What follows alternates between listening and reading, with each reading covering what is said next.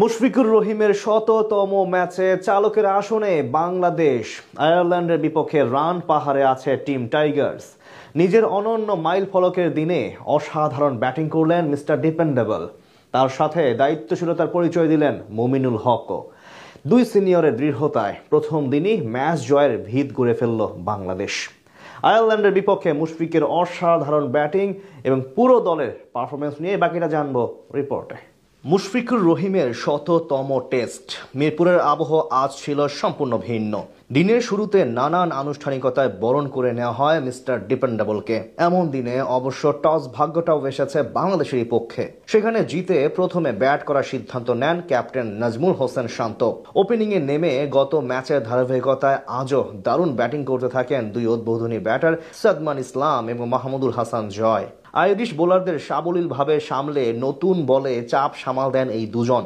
জয়ের কিছুটা ডিফেন্সিভ মনোভাব থাকলেও সাদমান ছিলেন ওয়ানডে মেজাজে। প্রথম 10 ওভারে বাংলাদেশের স্কোর বোর্ডে আসে 43 রান। 13তম ওভারে স্পিনার ম্যাকব্রেইনের বলে এলবিডব্লিউর শিকার হন সাদমান। 35 রান করে তিনি আউট হলে ভাঙে তাদের 52 রানের উদ্বোধনী জুটি। 3 নম্বরে নামা মুমিনুল হককে সঙ্গে নিয়ে জুটি গড়ার চেষ্টা করেন মাহমুদুল হাসান, কিন্তু সেট হয়েও বড় শট খেলতে গিয়ে ওই একই বোলারের শিকার বনে 34 রান করে বিদায় নেন তিনিও।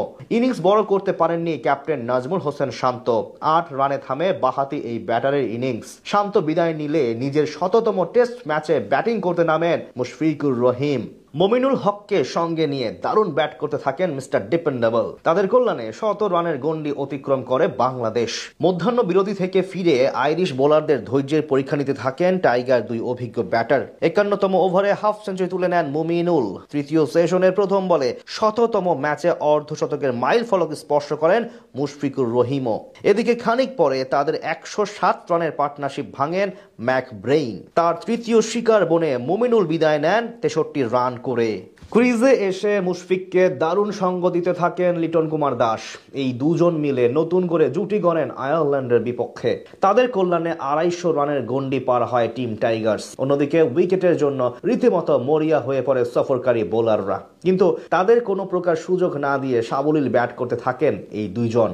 80 ওভারে বাংলাদেশের স্কোর বোর্ডে জমা হয় 261 রান। এদিকে ব্যক্তিগত নার্ভাস 90তে যে কিছুটা ধীর গতির হয়ে যান মুশফিকুর রহিম। কোনো প্রকার ঝুঁকি না নিয়ে একের পর এক ডট বল খেলতে থাকেন তিনি। লিটনও মনোযোগী ছিলেন উইকেট বাঁচানোর দিকে।